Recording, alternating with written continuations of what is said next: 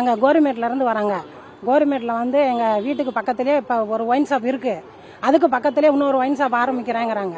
அது வந்து வரக்கூடாது. அந்த இடத்துல ஒரு கட்சிக்காரவங்க வந்து அந்த இடத்துல வந்து வைக்கணும்னு இது பண்ணிட்டு இருக்கிறாங்க.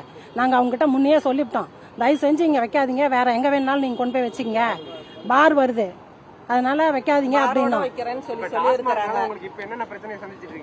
நாங்க குழந்தை குட்டிங்கெல்லாம் எல்லாமே குடிச்சிட்டு வந்து அங்கேயே படுத்து கிடக்குறாங்க. வண்டியெல்லாம் ரோட்லேயே நிறுத்திட்டுறாங்க. நாங்கள் ரோட்டில் நடக்க முடியல, வண்டி எடுங்கனாக்கா எடுக்க முடியாதுன்னு திட்டுறாங்க, அசிங்கமாக பேசுகிறாங்க.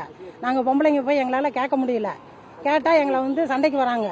யார் என்னன்னு இது பண்ண முடியாது, நாங்கள் பேசுகிறதா வந்துறதா இருக்குது.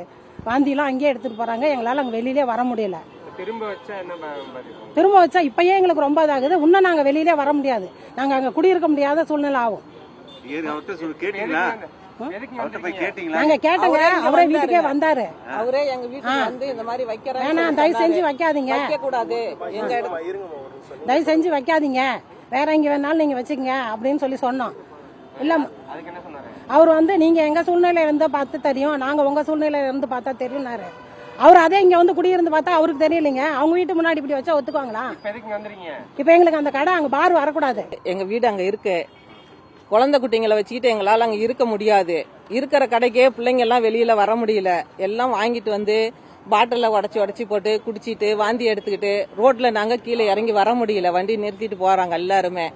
எத்தனை டைம் நாங்க சொன்னாலும் மறுபடியும் இது பண்றாங்க.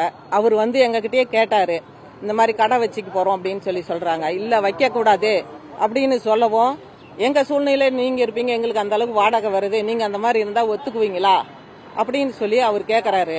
வைக்க கூடாதுன்னு நாங்க சொல்லி இருக்கிறோம். பாரோட வைக்க போறோம்.